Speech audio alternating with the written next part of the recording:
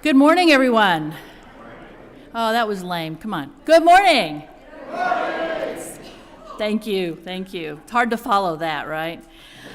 Welcome to the Greenville Unitarian Universalist Fellowship. My name is Kathy Jaggers, and I am privileged to serve this community on the safety team, and today as part of the Welcoming Congregation Committee. Whether you've been with us on Sundays for a long time or are visiting us for the first time today, we welcome you to this service. This congregation is a theologically diverse religious community with participation open to all who agree to live into our principles, missions, and values. We are a welcoming congregation to people of all sexual orientations and gender identities, races, ethnicities, and abilities.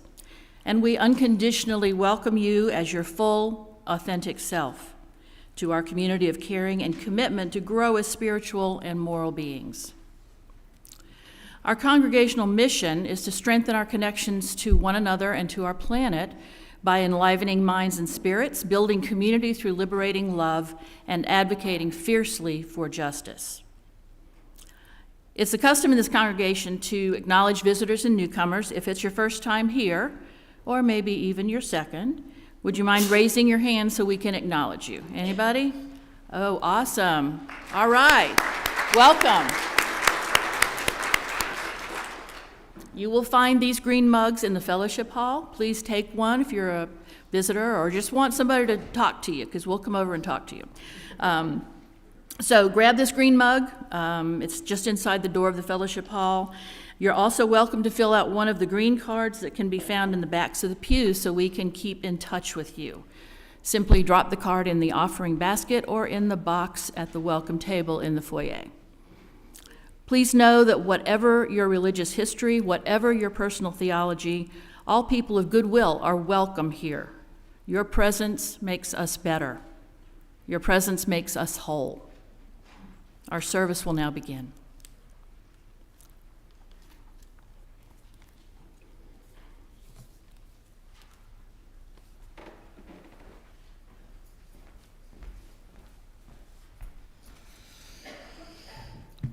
We light this flame to ignite our hearts and minds, the spark of knowledge that enlightens, the shimmering hope that burns, the blazing love that engulfs our actions, the bonfire of our commitment. We light this flame for those who celebrate themselves, who fear, who hope, who persevere, who stand on the side of love for all. We light this flame for those who have been ridiculed, that they may find peace, for those who have fought to marry, that they may celebrate, for those who live in conflict with the world.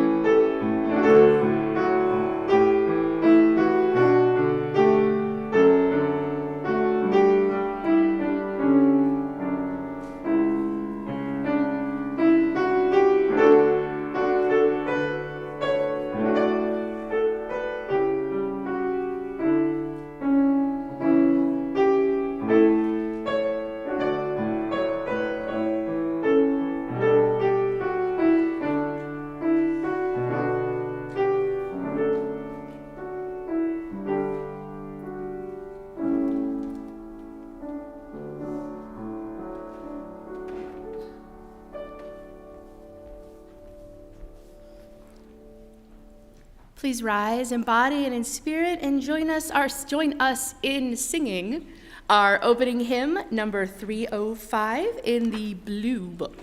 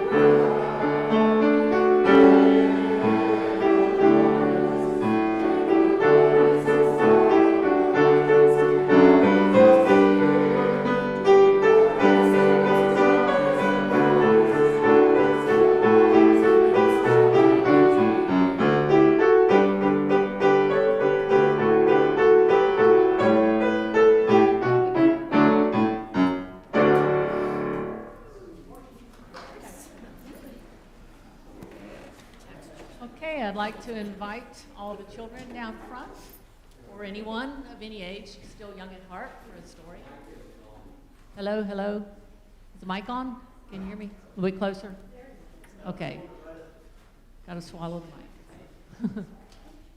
Good morning. Good morning.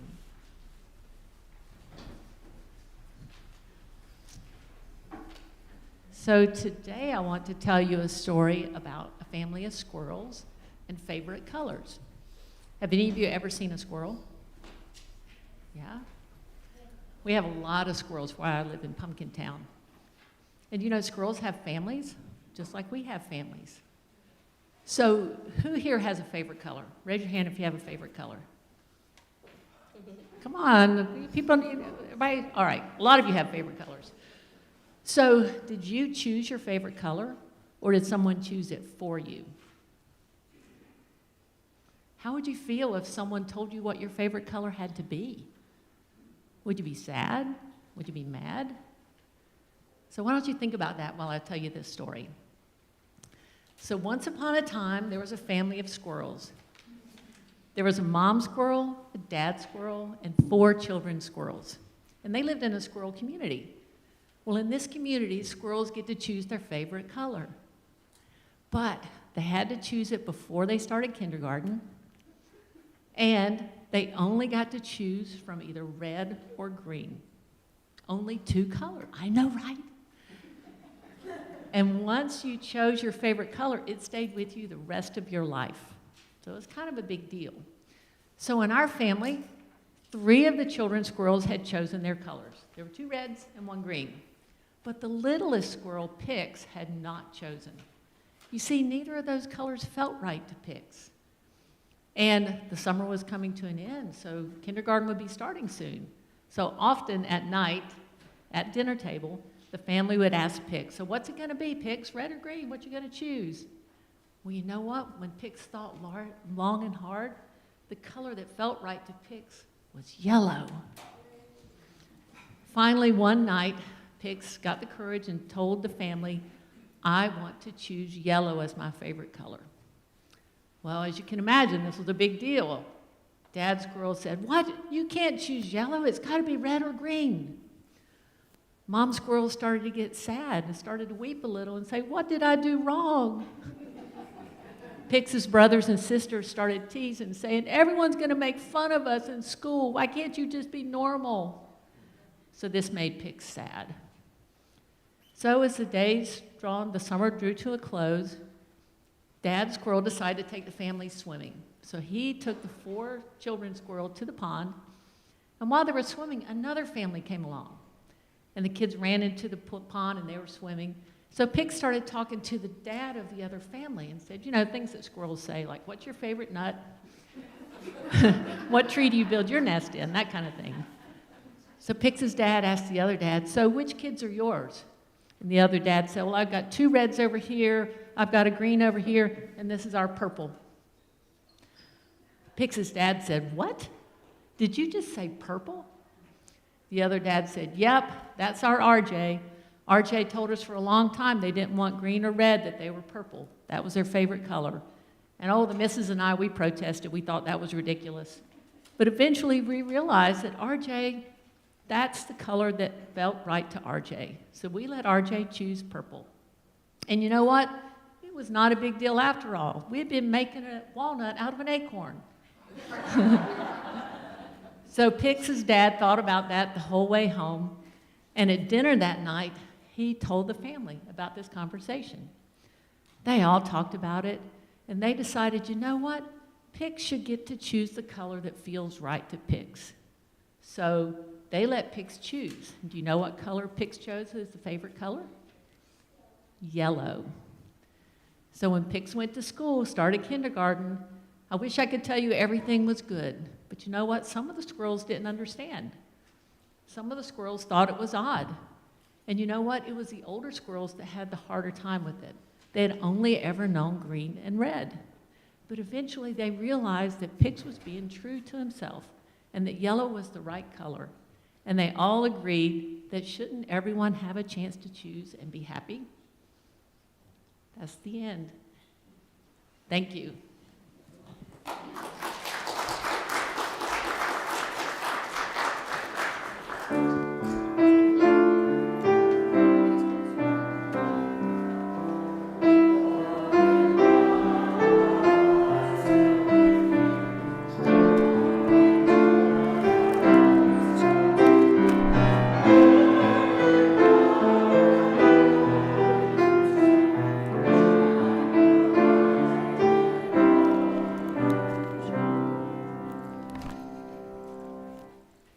The light of our chalice would soon flicker and die without the oil that nourishes its flame.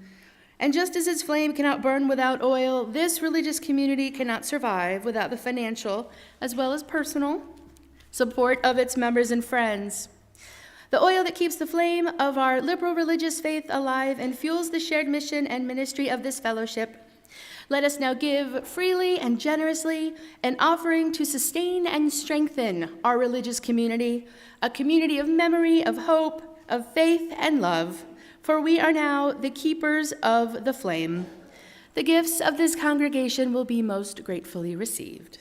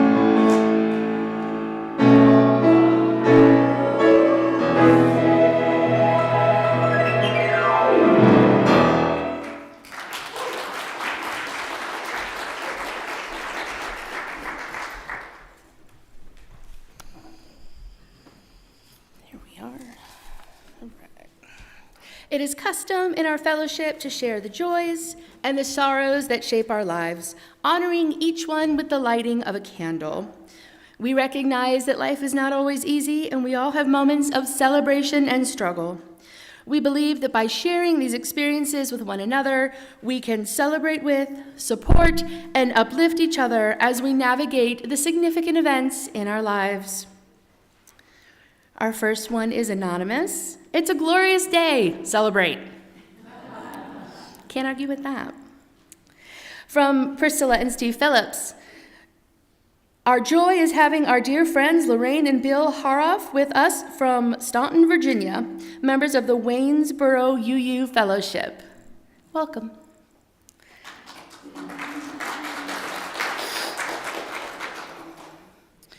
Sandy Howard has been hospitalized following a fall in her home. She has broken ribs, several broken fingers. I'm sure she would appreciate cards from us. She is not available for visitors or phone calls at this time. This info came from her partner. We will now light a final candle representing all the joys and sorrows present in our hearts that remain unspoken. We will observe a brief moment of silence before the words for meditation are read.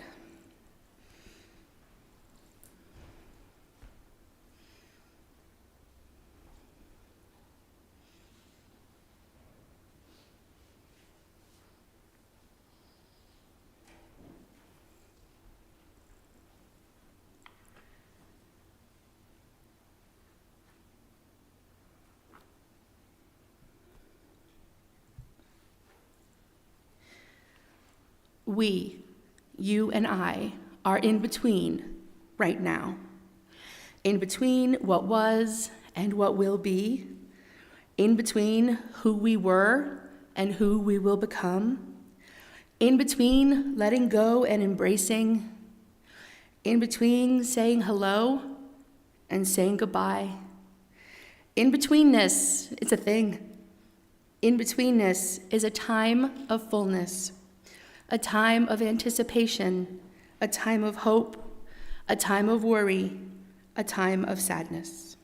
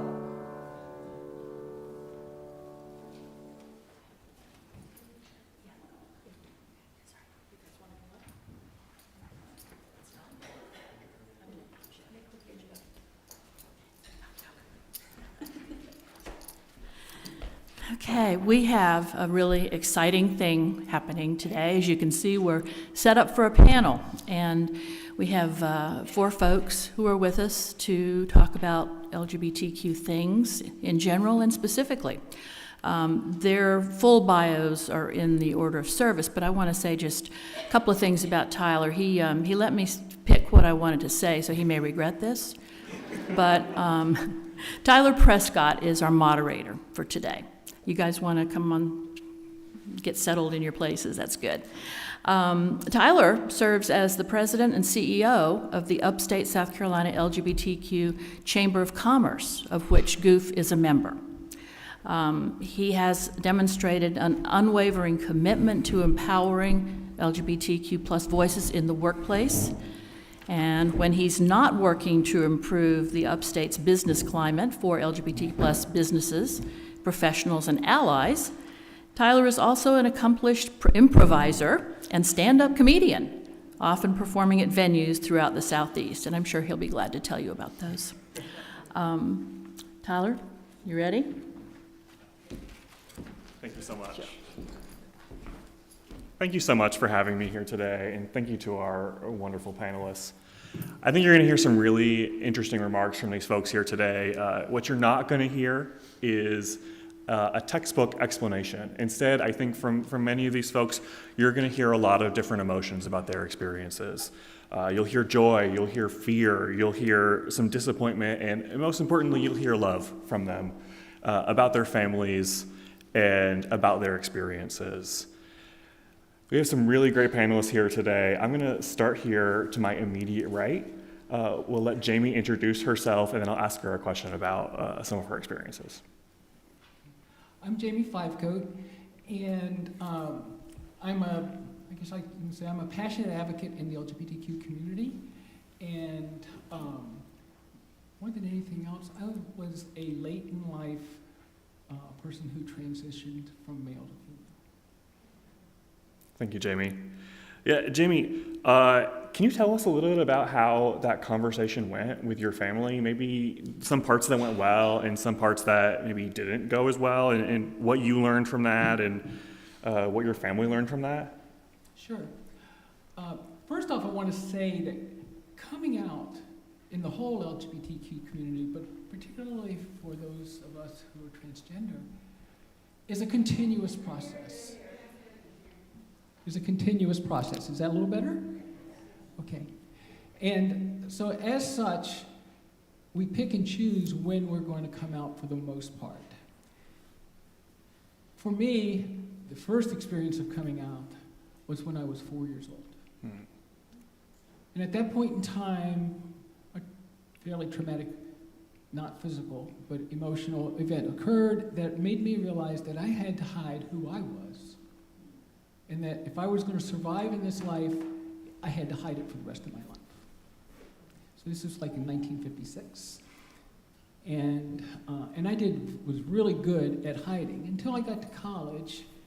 And then the girl who was going to become my wife saw me playing around with some of her stuff that was in my room. And we talked about it. We didn't know what it was at that time, other than I liked playing around with girl stuff. And so that was the second time that I had come out. And for years and years, nobody else knew. Finally, in 2013, and it's a long, long story to get there that I won't go into. But in 2013, Karen looked at me and says, "It's time, isn't it?" And I said, "Yes." So then we started the process of actually coming out. Well, we finally decided that the first two people we needed to tell were our two moms. Both of our dads had passed away.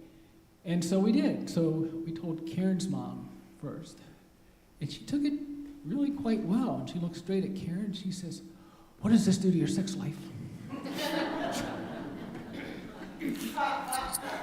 Got to ask the important questions first. That's right. Yeah. That's right.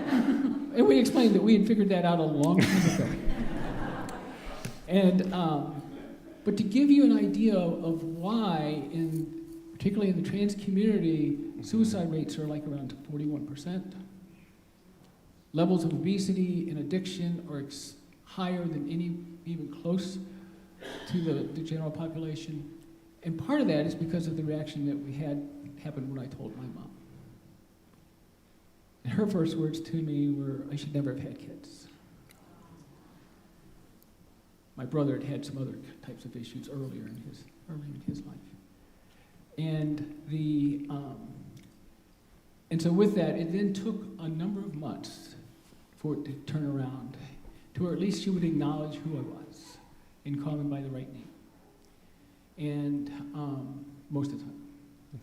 So anyway, so it's a process. It's one that's not always filled with joy. It's filled with a lot of fear, particularly on the part of the person who is coming out. When I told my brother, not too much longer after that, he said I wasn't welcome back in his house. His family turned him around. And got that fixed, and we ended up being very much closer actually by the time just before he died. Anyway, it's a process. It's continual. I will say this goes beyond the family because you make choices of when you're going to do that. So early in 2014, in January 14, I came out to the company. I had actually started the process right after we came out to our moms. And so then in the first week of January in 2014, I worked for a major tire company. And at that point in time, 25,000 people around the world were notified of what was going on. Because Did they send an email? 400. Wow. I sent 400 You said emails. 400 emails. Yeah, it was preceded by a smaller population to our communication group of like 250 emails that went out, was sent by our vice president. What did that feel like for you?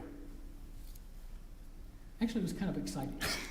And of my 400, immediately I got 160 back that were very positive. Wow. And I got a lot of folks, because then from those emails, it was then spread out through our communication process. I got a lot of people who came down who did not get their emails, and I got lots of hugs. And so it was a good process. That's fantastic. So anyway. Yeah, thank you for sharing that, Jamie. Today, you're going to hear some really fantastic stories about experiences in the trans community and about from folks here who have indirect experience in the trans community. Right next to Jamie, we have Matt Fitzer and Nancy Fitzer. I'll let Matt go first. Tell us a little about why you're here, Matt, and then I'll ask you a question afterwards. Well, I have 3 children, and one of them is identifies as gender non-binary. I thought I might have some information to share, and that's why I'm here. Yeah. Matt, that experience of a child coming out to you as non-binary, how did that make you aware of some of your own misconceptions surrounding gender?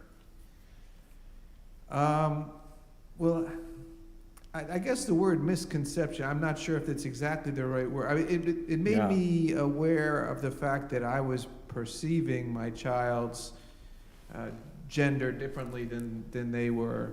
And since that time, obviously, we had a number of discussions about it. And to be perfectly honest, I still don't exactly understand the different ways that we perceive it. Yeah. I mean, they sat me down and explained gender and sex and all the things that I think that I already understood.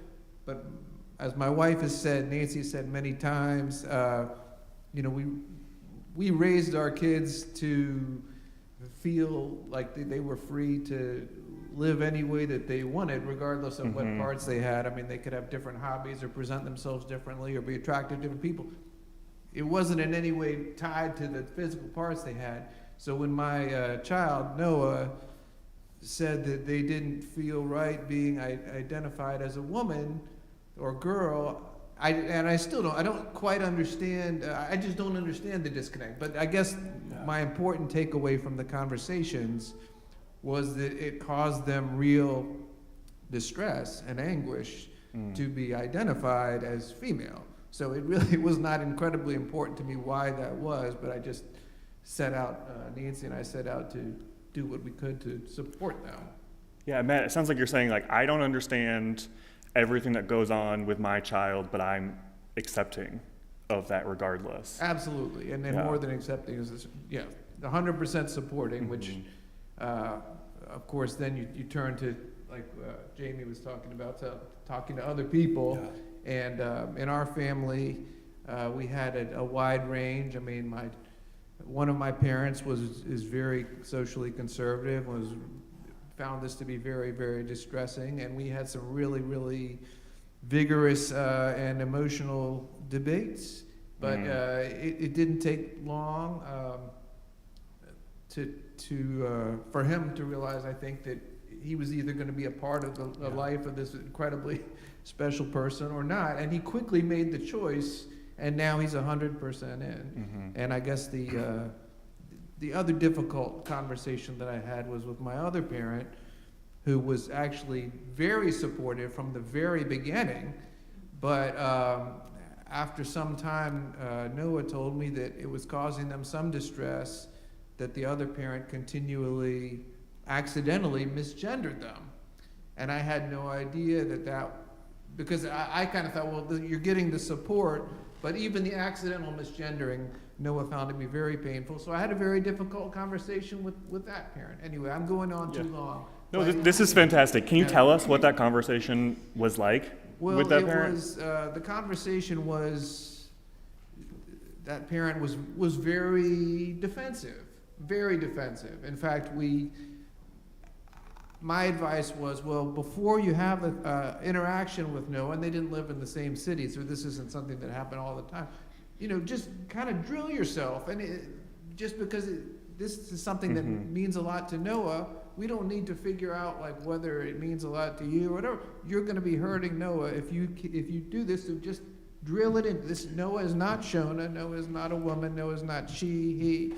Noah is Noah, they, and just go over it, because that's it. I have to do the same thing sometimes because I don't want to, accidentally. Anyway, she was very defensive, and we actually didn't speak for a few days. Oh, wow. But she, I think, like my father, and I now have given up the anonymity of my parents. So anyway, they're not here today, right? They came around. I'll just end it there. They came around. And I'm very, very proud and happy about And it sounds like they came around in no small part to the part that you played in this, and standing in the middle there between your child and your parents. Yes. Yeah, that must have been really tough for you. It was just a clearly necessary. I mean, it was not something I struggled with or whatever. I mean, I stand with Noah, and Noah needed a champion in that moment. And my dad actually told me that he really respected and appreciated the way that I stood up for Noah, because he would, like to think that he would do the same for me as he has. Oh, wow. Not in a gender way, but in other ways. That's fantastic. Matt, thank you for sharing that. That's a full journey, intergenerational even, between you and your child and your parents. We also have Nancy here right on the other side. Nancy, tell us a little bit about your journey and what brought you here today. Well, I'm here because Lori Morton asked me to be here. Oh. And and we had Noah grew up in this community and found a lot of support in this community, and we're very grateful to, happy to show up and assist in any way we can. That's fantastic. Yeah. Tell us a little bit about what struggle surprised you the most when you realized that you had a child who identified as non-binary, who was questioning their gender identity. Yeah, it was. It's a cliche that you learn as much or more from your children as you teach them. But anyone who knows Noah knows that they've been teaching us from the day they were born that kid is a kind of a force of nature and very strong-willed, has lots of ideas, and is brilliant, and also went through a lot of phases in childhood. And from a pretty young age, it was pretty clear that there was something going on, and I just figured that they were gay or whatever, and I was fully prepared for that. And it seems it's hard to, when you go back in time, I had to go back to, I think it was about 2015, I guess, when they came out as non-binary, which wasn't that long ago, but even for people who consider themselves pretty aware, and we understood about being transgender, that was just something that wasn't in my paradigm. It wasn't in my vocabulary. It wasn't something that I'd heard of.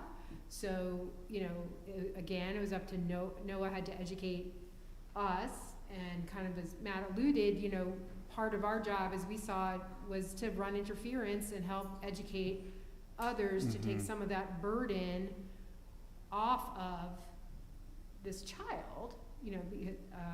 Jamie talked about Tyler talked about the suicidality and mental health issues among, we all know that this is a population that's very vulnerable. So whatever we can do, even if it causes us discomfort, anything that we can do to run interference that's something that we want to do. So, but to answer the specific question, it was, learning what non-binary was, that it was a thing, that there's a gender spectrum, and being able to articulate that and explain that to others.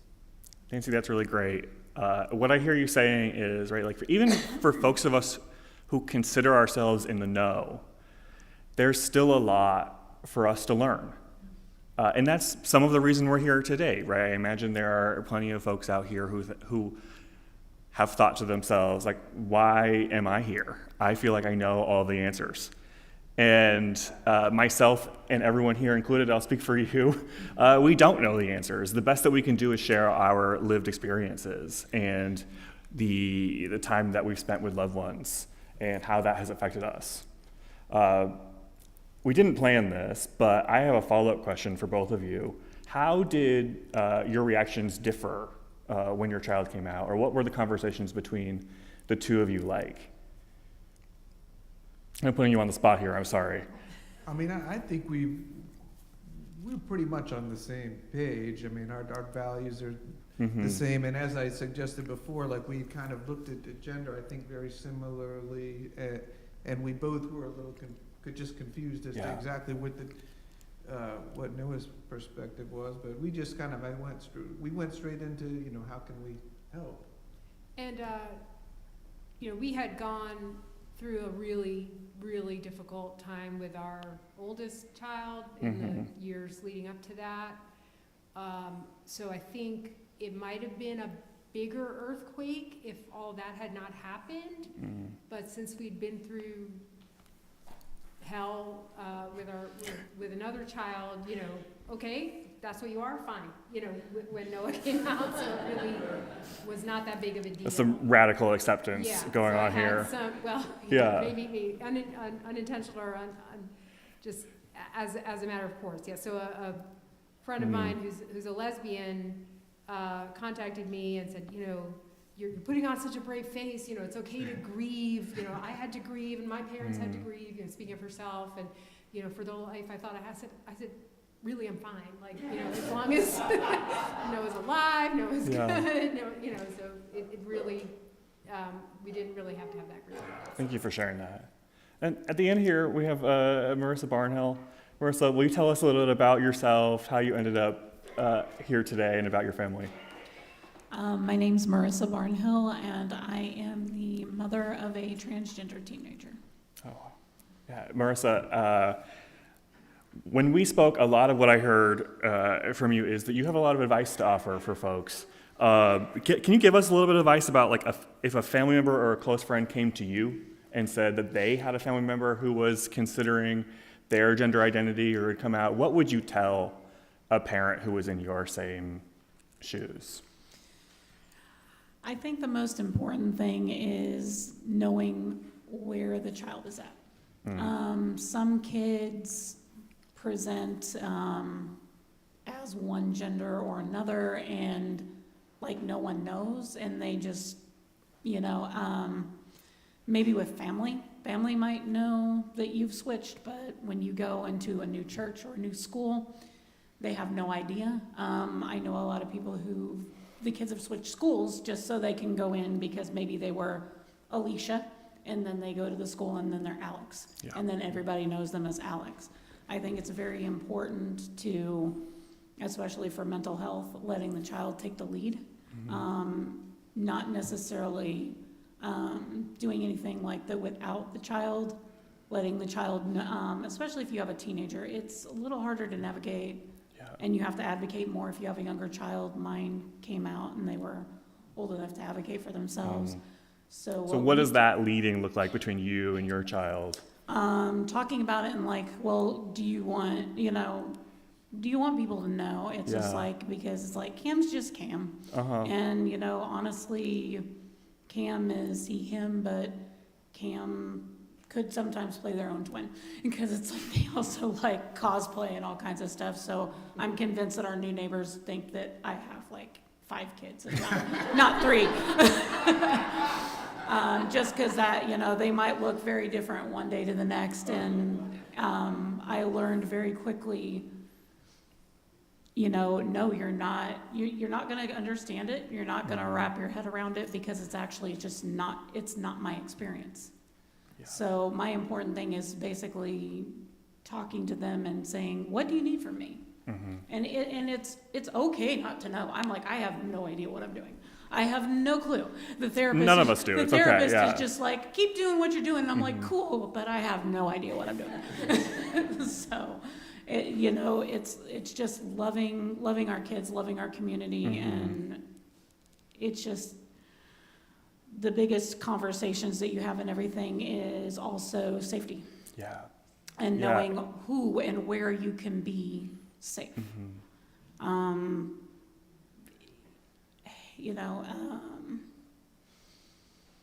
It's like, it's just like if you have, and I think a lot of people can relate in here, if you are very liberal minded and you're in a very, very conservative place, you're probably going to tone down what you say. So I think with older kids, definitely conversations about things like safety and discretion and knowing what that is and what that looks like and protecting themselves is very important. Yeah, I remember saying in our conversations, I've heard a lot of that, like nervousness from you, right? You want the best for your kid. How do you provide them a world that it can be really difficult to live in if your child comes out as trans? And, and it's gotten more difficult the last couple of years. It's things of certain groups have gotten very vocal. This just did not seem like, to me, I'm looking back and everything, this just did, when they were in 4th grade and they had a little girl in their class and then in their Girl Scout trip who was trans. It just was, it was a non-issue. We didn't, and now, I don't know if it's media or what, it just seems like this has all of a sudden become more of an issue. They're blaming books, they're blaming TV, and it's just like, and this is just not something that I feel needs to have a blame assigned to it. Yeah. It's like, and really, I think people need to shift the mindset from, no, it's not the typical thing, but it's not a wrong thing. There's a lot of learning in our community that needs to be done. Thank you so much for sharing that, for telling us just a little bit about experience with your child and with your fear of what might happen to them. That's really real and that's really raw, and that's I appreciate you being here and sharing that. We'll close up today. We'll come back to Jamie here. And Jamie, I really want to ask you for the last question. I think there's a lot of us out here who see ourselves as allies to the trans community, but aren't necessarily sure what we should do about that. Right? Being an ally is just a word that you can say. But what's the next thing? Other than wearing my little, rainbow pin, what do I do to support the trans community? First off, before I answer your question, Okay. I want to say thank you to the parents here. Yeah, thank you so much. The environment that you have created for your kids is so, so important for them. And will keep them from becoming one of those statistics that I mentioned earlier. And that's the primary cause of suicide in teenagers in the transgender community is family rejection. I've known kids that have gotten kicked out of their homes and were homeless before they committed suicide. Yeah. And so thank you. Thank you from deep in my heart.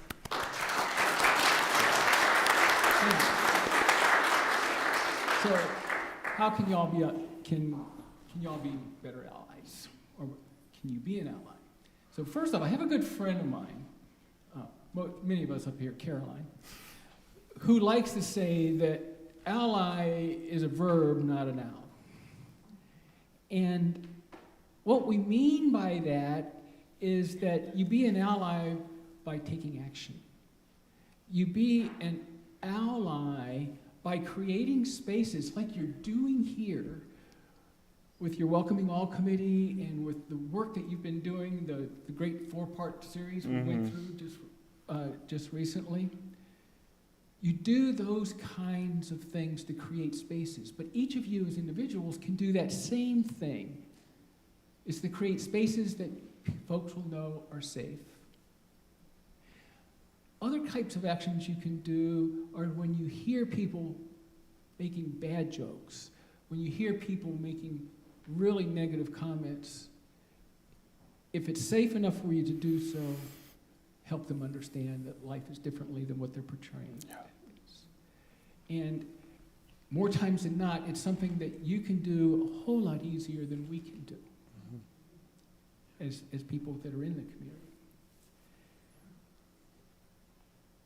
I'm very much, I'm a member at Trinity Lutheran, and we have these words that we say at the beginning of every service. And as I was thinking about what does it mean to be an ally, I began to realize that if we do these things as individuals, regardless of what we're being allies for, then we are truly being an ally, where we love, honor, affirm, value, welcome, and celebrate everybody. And when we can get to the place of doing that, it doesn't make any difference what their gender is, it doesn't make any difference what their race is, it doesn't make any difference what their sexuality is, it doesn't make any difference who they are, even what their politics are. then we are being an advocate for all the marginalized communities that are out there. One other thing that you can do, and we heard a little bit about it here, is the use of pronouns. And when you're not sure, you ask. But the biggest thing is don't assume. And so the other thing you can do if you're not sure is use gender-neutral pronouns. They, them, there. And that will always help. And I don't know if any of y'all have started to notice, but on a lot of newscasts now, they are using gender-neutral pronouns when they're not specifically sure about what somebody's pronouns are. Then a final note on that is that we all have the opportunity as adults to vote and take advantage of that to try to get people in there that are not going to continually marginalize certain groups of our communities, particularly those that are really, the LGBTQ community in general, and particularly the trans community, have become targets to distract from everything else that's going on. So, thank you. Thank you for sharing that, Jamie. I hope today that y'all have heard some stories of radical acceptance, of love for our families, of the journey that we all have to go on. This has not been an easy process for many of us for whatever reason. And I'm really personally delighted that all four of you chose to share your stories here today. It's a difficult topic, really resonates with me what Nancy said of there's so much for us to learn, for us to continue learning, for us to continue loving, for us to continue growing. And along with the challenge that Jamie left you here, I'll challenge you all as we leave today to continue to learn, to continue to love, and to continue to grow in your experiences. Please help me in giving a great thank you to our panelists here today. Thank you so much.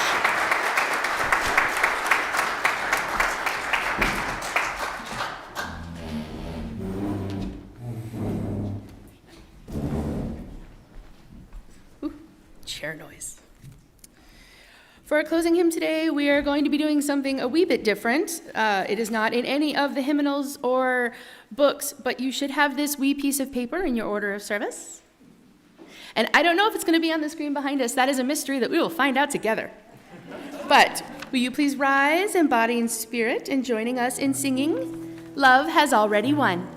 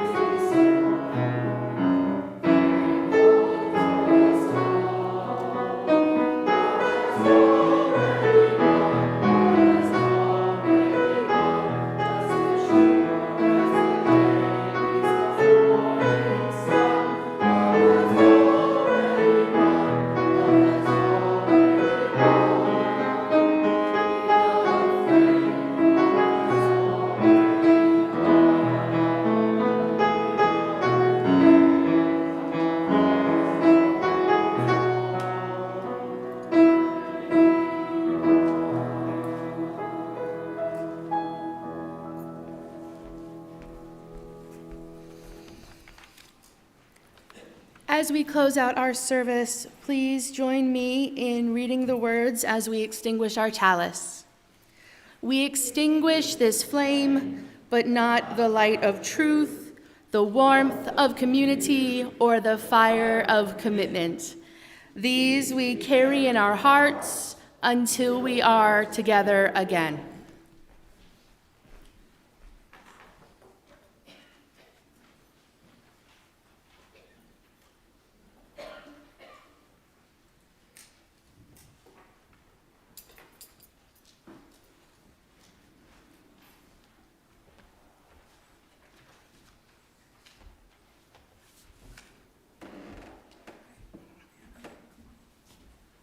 Have the welcoming committee up here, please.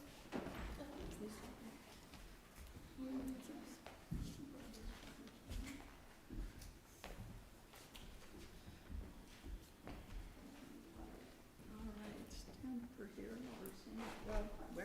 We're actually here would, I think here would be good. All right, deciding where everybody should stand.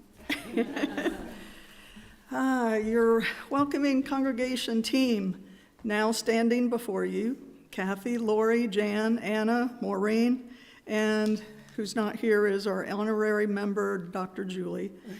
We began working on the UU Fellowship's welcoming renewal process in the summer of 2022. It was our intention to not only help GOOF renew the certification, but to also provide opportunities for knowledge and insight. Over the last 19 months, we've presented several lay-led services, hosted GOOF's first Community Pride worship service, participated in Trinity Lutheran's Transgender Day of Remembrance, and strengthened relationships with many other like-hearted area churches of various denominations. We produced the first concert in several years with the amazing Deidre McCullough.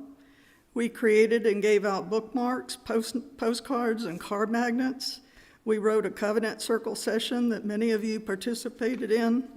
We maintained a portion of the bulletin board that highlighted important dates, information, and announcements. We created a banned book library and offered several workshops and classes.